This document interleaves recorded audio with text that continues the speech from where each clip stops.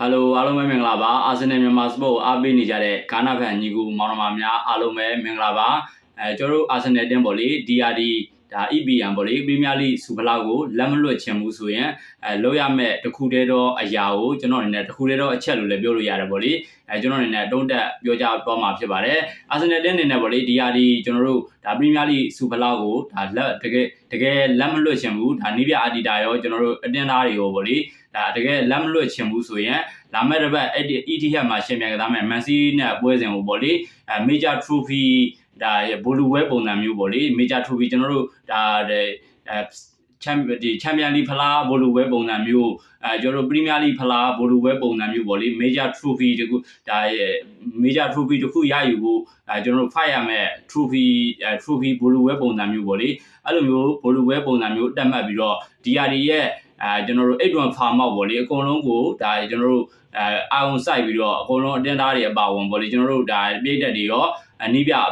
ရောအတင်းတာဝန်ရှိသူတွေရောပေါ့လေအကုန်လုံး8-1 farm outရှိသမျှအားကိုအကုန်ရုံးရမယ်ဒါလာမဲ့အပတ်ပေါ့လေဒါကတကယ်ကိုပြိုင်ဆိုင်မှုပြင်းထန်တော့မဲ့ဒါကျွန်တော်တို့ do or die ပွဲစဉ်ပေါ့လေ do or die တကယ်ကိုဒါ final ပွဲထက်ကိုပိုတဲ့ပေါ့လေတကယ်ကို Arsenal တင်းကဂျင်းတဲ့ကြက်ထဲမှာတကယ်ကို PR ရုံးအားညှစ်အားတွေနဲ့အတူတူပေါ့လေတကယ်ကိုကန်ရတော့မဲ့အနေအထားမျိုးပေါ့လေတကယ်ကိုအကျက်တဲ့အခက်ခဲတွေကြားရင်ပြီးတော့ကျွန်တော်တို့ရုံးကန်ရတော့မဲ့အခြေအနေမျိုးထိရှိသွားပြီပေါ့လေဒီလိုမျိုးအနေအထားမျိုးမှာအနည်းဆုံးကျွန်တော် final ပွဲစဉ်တစ်ပွဲလို့ကန်ရမယ်ကျွန်တော်အနည်းဆုံးပေါ့လေမရှုံးနိုင်အောင်ကျွန်တော်တို့ဒါ Man City ကွမ်းအဲ့ဒီရက်ကွမ်းမှာမရှုံးနိုင်အောင်အနည်းဆုံးကန်နိုင်ရမယ်ပေါ့လေဒီလိုမျိုးကန်နိုင်မှာပဲကျွန်တော်တို့ဒါပရီးမီးယားလိဖလားက Arsenal အတင်းတို့ပေါ့လေပို့ပြီးတော့အတက်ဝင်လာမယ်ပေါ့လေတကယ်လို့မှမဟုတ်ဘဲနဲ့ Man City တင်းကသူတို့ရဲ့ Etihad မှာ Arsenal တင်းကိုအနိုင်ရပြီဆိုတာနဲ့ကျွန်တော်တို့ဒီ DRD ဖလားပေါ့လေဒါ Man City ဖလားဖြစ်ဖို့ရာဂိုင်လုံးများသွားတဲ့အနေအထားမျိုးဖြစ်သွားပြီဗျာအခုလိုအမှတ်ဖြတ်ထားတဲ့အနေအထားမျိုးတောင်မှကျွန်တော်တို့ PR တံမခံနိုင်ဘူးပေါ့လေကျွန်တော်တို့ဒီပြအာဒီတာအပါဝင်ကစားသမားတွေအနေနဲ့ပေါ့လေကျွန်တော်လက်ရှိဒါလောလောဆယ်ပေါ့လေ Arsenal တင်းကနှစ်ပွဲပိုခံထားပြီး6မှတ်တာမှန်တယ်ကျွန်တော်တို့တင်းညမှာ Man City တင်းကကျွန်တော် Chelsea တင်းကိုဒါအဝေးကွမ်းမှာပေါ့လေ Stamford Bridge မှာရှင်ပြိုင်ကစားရမယ်ဒါလည်း Chelsea တင်းကလောလောဆယ်ပေါ့လေကျွန်တော်တို့ဒါအဓိကကစားသမားများစွာလဲဆုံးရှုံးထားရတဲ့အနေအထားမျိုးမှာ Man City တင်းအနေနဲ့နိုင်ဖို့ရာဂိုင်နှုန်းများတယ်အဲ့မှာဆိုရင်ကျွန်တော်တို့6မှတ်ပွားမယ်ကျွန်တော် Crystal Palace နဲ့တပွဲကြံမယ်ဒီပွဲစဉ်လဲ Man City ကခုလက်ရှိဖောင်းအောင်ရဖို့ဆိုရင်ပေါ့လေနိုင်ဖို့ရာဂိုင်နှုန်းများတယ်အဲ့မှာကျွန်တော်တို့ဒါ6မှတ်ထဲကနောက်ထပ်3မှတ်လျှော့တော့ကျွန်တော်တို့3မှတ်ကြံမယ်ပေါ့လေ3မှတ်ကြံတဲ့အနေအထားမျိုးမှာအကယ်၍ကျွန်တော်တို့လာမဲ့ဒါတပတ်ပေါ့လေ Arsenal တင်းဒါ Man City တင်းရဲ့ A1 မှာအတွက်ကျွန်တော်တို့ Arsenal တင်းကိုထပ်ပြီးတော့အနိုင်ရမယ်ဆိုရင်ကျွန်တော်တို့လက်ရှိအနေထားရအမှတ်ကွာမှုကမရှိတော့ဘဲနဲ့ရမှတ်တူအနေထားမျိုးရှိသွားမယ် goal contribution အပြင်ပဲ Arsenal တင်းကအနည်းငယ်အတာရနိုင်မယ်ပေါ့လေဒါပေမဲ့ကျွန်တော်တို့ဒါ Man City နဲ့ခုလက်ရှိပေါ့လေဒါ goal contribution အပြင်လဲကျွန်တော်တို့6 goal 9 goal လောက်ပဲကွာတဲ့အနေထားမျိုးပါပေါ့လေကျွန်တော်တို့ Chelsea နဲ့Palace နဲ့ပွဲမှာ Man City တင်းအနေနဲ့ကျွန်တော်တို့ဒီပွဲစဉ်မှာနှစ်တင်းပေါင်းပေါ့လေနှစ်တင်းပေါင်းဆိုရင်4 goal 5 goal လောက် Man City တင်းကပလက်ပေါင်းနိုင်တဲ့အနေထားမျိုးကြောင့်ကျွန်တော်တို့ဒီ Arsenal တင်းနဲ့ Man City ကြားမှာပေါ့လေရမှတ်တူအနေထားမျိုးနဲ့ goal contribution အပြင်အများကြီးမကြံတော့ဘူးကျွန်တော်အနေနဲ့ဒီနှစ်ပွဲကန်ပြီးတဲ့အခြေအနေလောက်ဆိုရင် plat 2 plat 3လောက်ပဲကြံတော့မဲ့အနေထားမျိုးလို့ကျွန်တော်တို့အတွက်ကင်းရှိတယ်ပေါ့လေအဲ့လိုမျိုးအနေထားမျိုးမှာကျွန်တော်ဒီလိုမျိုး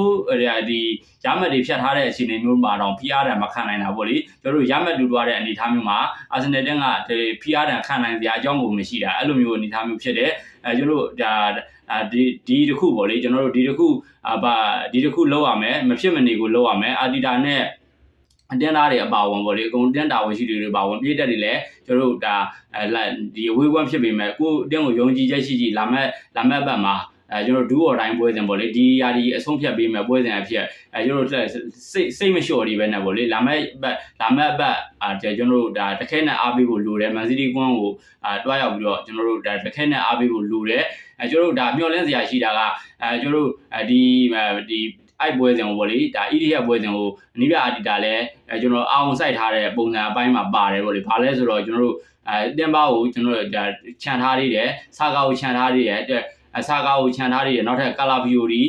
ီဒါဟင်ကပ်ပြီးပေါ့လေကျွန်တော်တို့ဒီကစားသမားတွေရှိသေးတယ်ခြံထားတာရဲလို့တော့မဟုတ်တော့ဘူးတဲ့ကျွန်တော်တို့ပြောရမယ်ဆိုရင်ဒီပွဲစဉ်ကိုတော်တော်လေးအောင်စိုက်ထားတဲ့အနေအထားမျိုးပါတယ်ပေါ့လေကျွန်တော်တော့ဒီတစ်ပတ်ကြားရက်ဒီ Man City နဲ့ပွဲစဉ်မတိုင်ခင်ပေါ့လေတခုလောက်ရမှာကဒီတစ်ပတ်ကြားရက်မှာဒီခုကျွန်တော်ပြောထားတဲ့အဓိကကစားသမားတွေကို return ပြန်ရနေအောင်ပေါ့လေ return ပြန်မိအောင် ကျွန်တော်တို့ဒီပြောရမယ်ဆိုရင်ပွဲကစားချိန်မိနစ်ပေးဖို့လိုတယ်ဒါဒီမိနစ်ပေးဖို့လိုတယ်လို့ဒါ Sporting ကိုလည်းအိမ်ကွမ်းမှာဒုတိယကျော်မှာနိုင်ဖို့လိုတယ်နိုင်ဖို့လိုတယ်ဒီနိုင်ပွဲရယူပြီးမှပဲကျွန်တော်တို့ momentum တစ်ခုပြန်ရမယ်ပေါ့လေအတင်းပိုင်းအတွင်းမှာယုံကြည်မှုပေါ့လေကျွန်တော်တို့ဒီ Sporting ကိုအိမ်ကွမ်းမှာနိုင်ကန်လိုက်ပြီဆိုရင်ဗျာကျွန်တော်တို့ Champions League ဒါ semi final တက်မယ်ကျွန်တော် momentum တစ်ခုလေးပြန်ရတော့မယ်momentum တစ်ခုပြန်ရပြီးမှဒီရဲ့အားနဲ့ကျွန်တော်တို့ EDH ကိုချီးတက်ရမှာပြောကျွန်တော်တို့မဖြစ်မနေလို့ရမှာကဒါပထမဆုံးအနေနဲ့လောက်ရမှာကျွန်တော်တို့ Sporting ကိုအနိုင်ကန်ပြီးတော့ဒါကျွန်တော်တို့ Champions League semi final ကိုလှမ်းဖို့လိုတယ်နောက်ထပ်ကျွန်တော်တို့ဒီအခုလောလောဆယ်ပေါ့လေဒဏ်ရာပြက်နာကြောင့်ပွဲထောက်ခွင့်တွေပျောက်ဆုံးနေတဲ့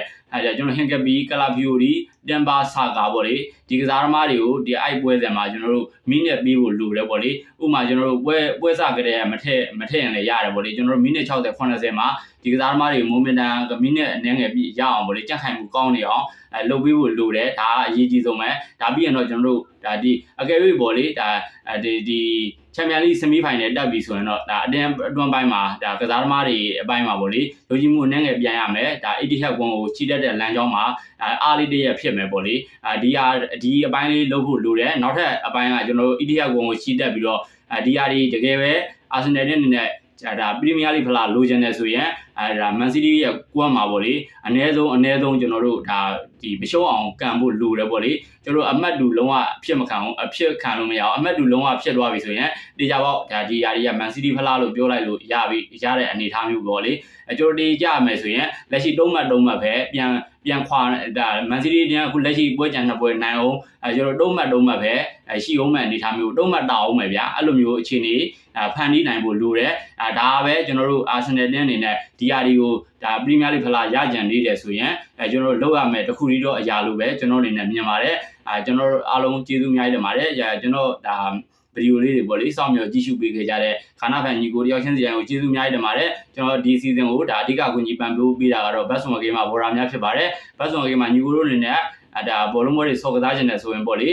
ဒါကျွန်တော်ရဲ့ promo ကို EMS20 ကိုအသုံးပြုပြီးတော့ဒါပထမဆုံးတွန်းငွေအတွက်100%အပူဘောနက်ကိုရယူပြီးတော့ဆော့ကစားနိုင်ပြီဖြစ်ကြောင်းအတီးပေးကြေညာရပါတယ်ကျွန်တော်ရဲ့ဒီဗီဒီယိုရဲ့ကွမ်းမအောင်မှာလည်းဆက်တွေ့ရမယ့် link လေးကိုချပေးထားမှာဖြစ်ပါတယ်ကျွန်တော်ရဲ့ဒါ YouTube channel လေးကိုလည်း subscribe လေးလုပ်ပေးကြပါအောင်ကျွန်တော်ရဲ့ TikTok account လေးကိုလည်းအပေါင်းလေးတွေနှိပ်ပေးကြပါအောင်ကျွန်တော်ရဲ့ Facebook page လေးကိုလည်းကျွန်တော်တို့ဒါ like and follow ပြုလုပ်ပေးခြင်းဖြင့်ကျွန်တော်တို့ Arsenal fan ညီကိုတွေကျွန်တော်အားပေးဝန်းရံပေးကြပါအောင်လို့ပြောကြရင်းနဲ့ဒါညီကုန်းချုပ်လိုက်ပါတယ်အားလုံးပဲကျေးဇူးအများကြီးတင်ပါတယ်ခင်ဗျာ